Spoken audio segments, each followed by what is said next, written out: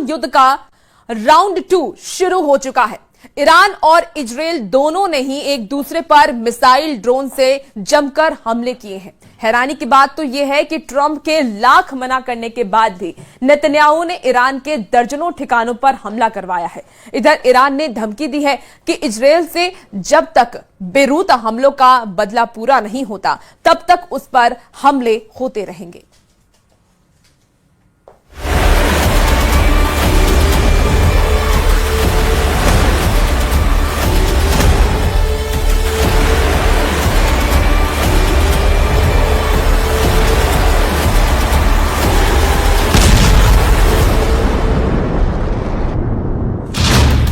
Iran का operation नसर शुरू।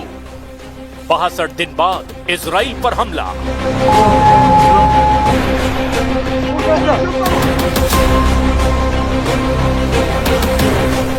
Iran युद्ध के 100 दिन बाद एक बार फिर से भीषण जंग ईरान इजराइल के बीच शुरू हो चुकी है।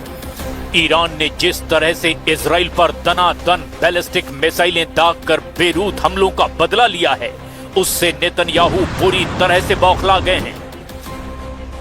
अमेरिकी राष्ट्रपति डोनाल्ड ट्रंप ने पूरी कोशिश की कि किसी तरह से इजराइल ईरान से हमलों का बदला ना ले, लेकिन नेतन्याहू ने ट्रंप की सभी अपील को ठुकराते हुए ईरान में कम से कम 10 ठिकानों पर तूफानी हवाई हमले किए हैं। इजराइल ने तेहरान, तबरीज, करज और ईरान के परमाणु ठिकाने एस्फान पर जो हमले किए, उससे भारी तबाही हुई है। इधर ईरान ने ऑपरेशन नसर यानी कि विजय के तहत इजराइल पर 11 से ज्यादा बैलिस्टिक मिसाइल और जेट पावर ड्रोन से हमला किया है। 8 अप्रैल 2026 को हुए 60 दिन के सीज फायर के 62 दिन बाद ईरान और इजराइल के बीच भीषण जंग दोबारा शुरू हो चुकी है। ईरान ने इजराइल के यरूशलेम, हाइफा और तेल अवीव को खास तौर से टारगेट पर लिया है। इधर इजरायली सेना ने पुष्टि की है कि उसकी वायुसेना ने ईरान के दक्षिण पश्चिम इलाके में मौजूद मह शहर पेट्रोकेमिकल कॉम्प्लेक्स पर हवाई हमला किया है। दावा तो यहां तक किया जा रहा है कि उत्तरी इजराइल पर हिजबुल्लाह ने हमले शुरू कर दिए हैं, जबकि हूती ने भी इजराइल के ठिकानों को निशाना बनाया है। हालात तेजी से खराब होते जा रहे हैं और दावा किया जा रहा है कि अमेरिकन सेंट्रल कमांड को आदेश दे दिया गया है कि वो हमले के लिए पूरी तरह से तैयार रहे। यानी अब हालात तेजी से बदलते जा रहे हैं। लेकिन हम शुरुआत कर रहे हैं ईरान के उन हमलों से जिसने इजराइल को मजबूर कर दिया है कि वो ईरान के हमलों पर जबरदस्त पलटवार करे। ऑपरेशन नसर से बेरूत का बदला। 62 दिन बाद इजराइल पर हमला। इजराइल पर देर रात से ईरान और यमन की तरफ से हमले किए जा रहे हैं। यमन के बाद ईरान ने एक बार फिर से भारतीय समय के मुताबिक करीब 9:45 के आसपास इजराइल की तरफ बैलिस्टिक मिसाइल हमले किए। इजराइल डिफेंस फोर्स यानी आईडीएफ ने इसकी जानकारी दी है। इससे पहले ईरान के बाद यमन के हूती विद्रोहियों ने भी इजराइल पर सुबह हमले कर दिए थे। इजराइल डिफेंस फोर्स ने कहा कि 8 जून को तड़के यमन से इजराइल की तरफ दागी गई एक मिसाइल को रोक दिया गया। ताजा हमलों को देख करके आईडीएफ ने कहा कि खतरे को रोकने के लिए काम किया जा रहा है। पिछले कुछ मिनटों में ही होम फ्रंट कमांड ने मोबाइल फोन पर अलर्ट करना शुरू कर दिया है। लोगों से अगले निर्देश तक बंकरों में ही रहने को कहा गया है। इससे पहले इजरायली शहरों गुश्तैन इलाके, शेफिला और लाचिश में सायरन बजने की आवाजें सुनाई दी। ईरान युद्ध का राउंड 2 उस वक्त शुरू हुआ जब लेबनान की राजधानी बेरूत में इजराइल ने हिजबुल्लाह के ठिकानों पर हमले किए और उसके बाद ईरान ने पलटवार करते हुए इजराइल में बैलिस्टिक मिसाइल से हमला कर दिया। ईरान के हमले के बाद इजराइल ने भी ईरान में कई जगह हमले किए। ईरान की तरफ से दावा किया गया है कि उसने लेबनान में हिजबुल्लाह पर हुए हमलों का बदला लेना शुरू कर दिया है और इस वक्त ईरान बेरूत हमलों का बदला लेने के लिए इजराइल के खिलाफ ऑपरेशन नसर यानी ऑपरेशन विजय चला रहा है। अब आप ये जान लीजिए कि ईरान ने इजराइल में कहां-कहां हमले किए हैं।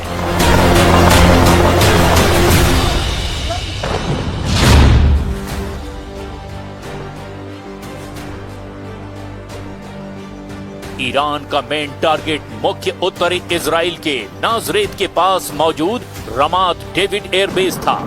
ईरान का दावा है कि लेबनान पर हमला करने वाले इजरायली लड़ाकू विमानों ने इसी बेस से उड़ान भरी थी, जिसका उसने बदला लिया है।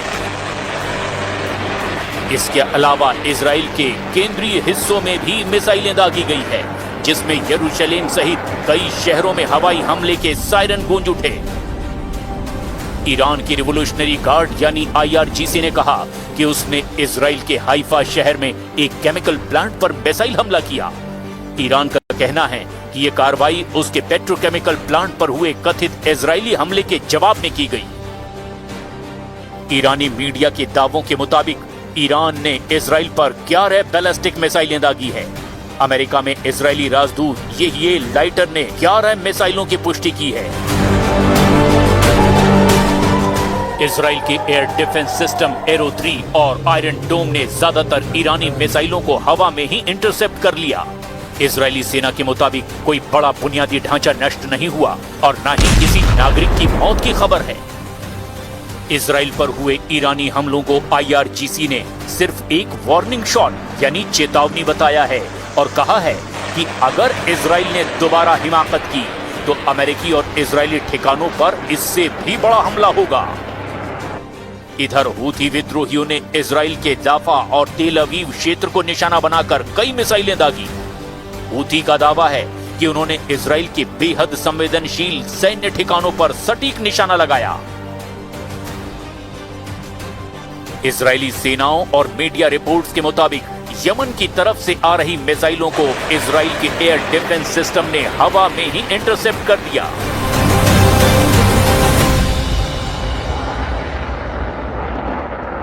کودککش صهیونیستی با عبور از همه خطوط قرمز و افزایش حملات در جنوب لبنان زاویه بیروت را هدف قرار داده است. قبلا اخطار داده بودیم در صورت گسترش جنایت در زاویه بیروت اهدافی را در سرزمین‌های اشغالی مورد هجوم قرار می‌دهیم.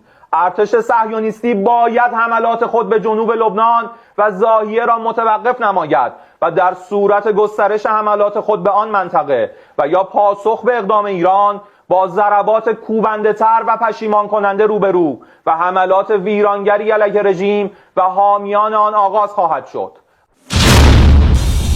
ईरान पर मत करो हमला, ट्रंप की अपील को नेतन्याहू का ठेंगा।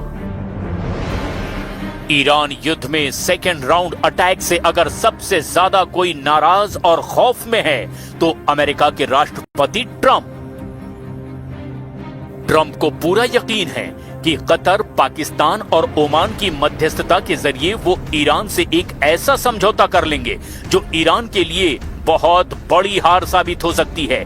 इसीलिए जैसे ही ईरान ने इजराइल से बेरूत पर हमले का बदला लिया, ईरान ने ट्रंप के मिशन को ठेंगा दिखाते हुए इजराइल पर ताबड़तोड़ मिसाइल हमले शुरू कर दिए। इन हमलों के तुरंत बाद राष्ट्रपति ट्रंप ने ईरान को चेतावनी और धमकी देने की बजाय इजराइल के पीएम नेतन्याहू को धमकाना शुरू कर दिया कि वो अब ईरान के हमलों का बदला ना लें। ट्रंप ने फाइनेंशियल टाइम्स को दिए इंटरव्यू में साफ कहा, ईरान पर मत करो हमला। ट्रंप ने नेतन्याहू को धमकाया।